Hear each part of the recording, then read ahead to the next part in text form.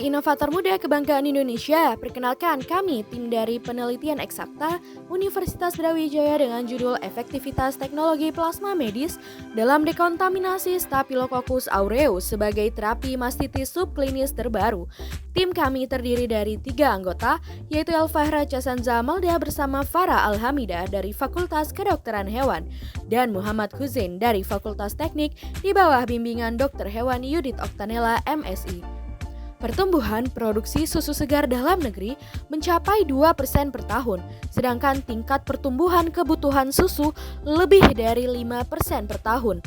Data menurut Badan Pusat Statistik pada tahun 2020, kebutuhan susu nasional pada tahun 2019 mencapai 4,33 juta ton, sedangkan produksi susu segar dalam negeri hanya sebesar 996 ribu ton dan hanya mampu memenuhi 22% dari kebutuhan nasional, sehingga 78%-nya berasal dari susu impor.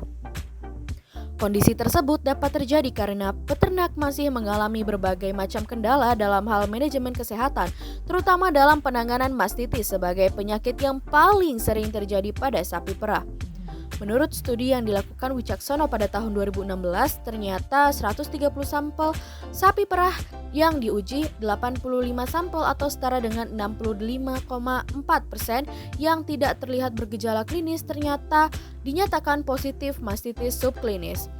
Berdasarkan penelitian yang dilakukan oleh Suryo Warjoyo, kasus mastitis subklinis pada sapi perah dilaporkan dapat menurunkan produksi susu harian sebesar 28,4% sampai 53% atau dapat menurunkan penghasilan peternak sebesar 6.000 sampai 11.000 hari per ekor. Selama ini penggunaan antibiotik adalah cara yang paling umum digunakan masyarakat dalam menangani mastitis subklinis. Namun di sisi lain penggunaan antibiotik dapat menimbulkan efek negatif seperti terbentuknya galur-galur mikroba yang resisten dan adanya residu antibiotik yang tertinggal di dalam susu. Sedangkan menurut SNI, di dalam susu tidak boleh adanya residu antibiotik. Maka dari itu diperlukan adanya solusi yang mampu menjadi terapi alternatif mastitis subklinis selain terapi antibiotik.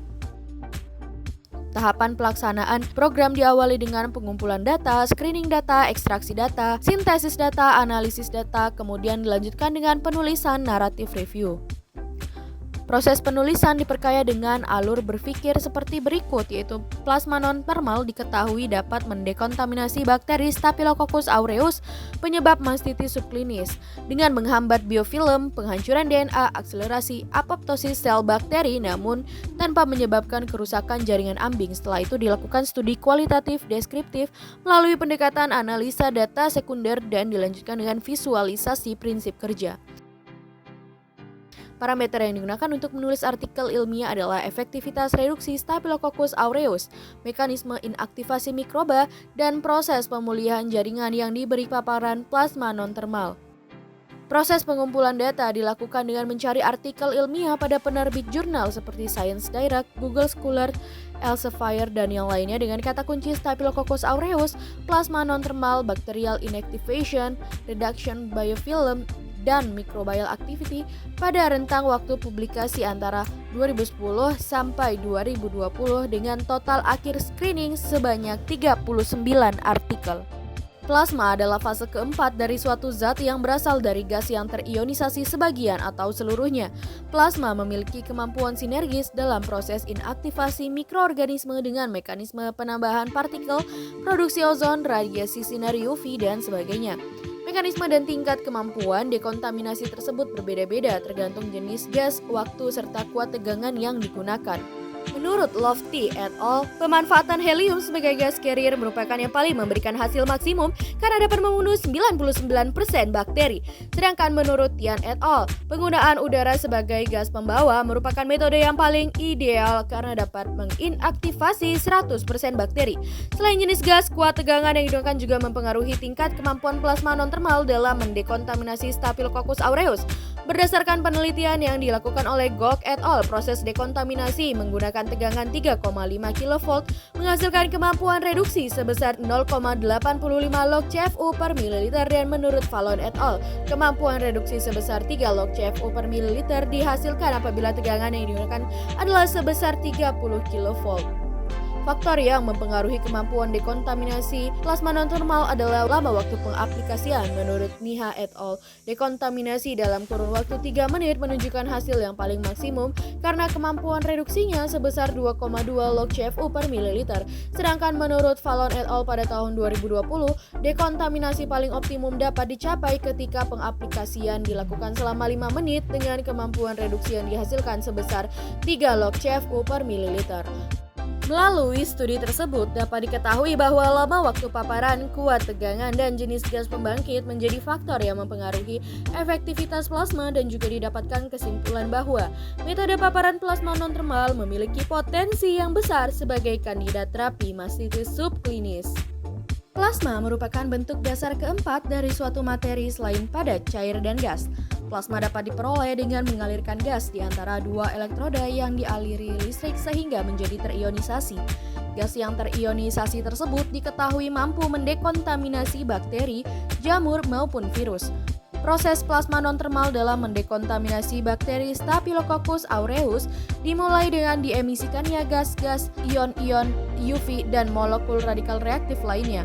Ion-ion tersebut memiliki kemampuan menghancurkan biofilm pelindung Staphylococcus aureus dengan mengubah hidrofobisitas permukaannya. Selain menghancurkan biofilm, plasma non-termal juga dapat mengakibatkan teroksidasinya asam lemak tak jenuh, penyusun membran sel, sehingga terjadi erosi dan rusaknya sel bakteri. Selanjutnya, molekul radikal reaktif dari plasma non-termal akan melakukan penetrasi pada sel bakteri dan merusaknya dengan proses dimerisasi basa timin pada untaian DNA.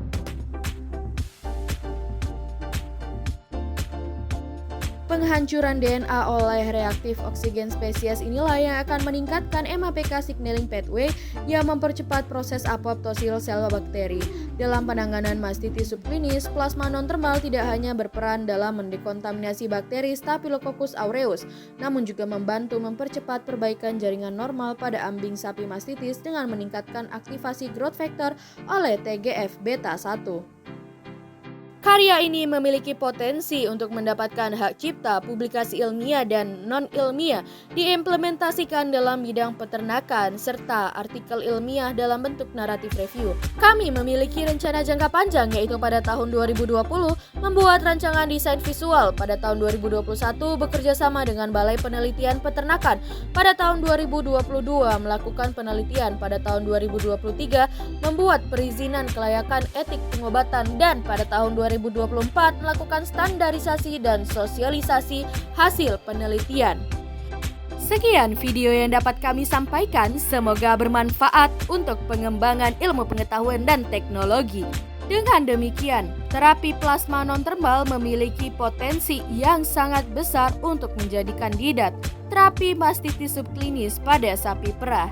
Sekian dan terima kasih.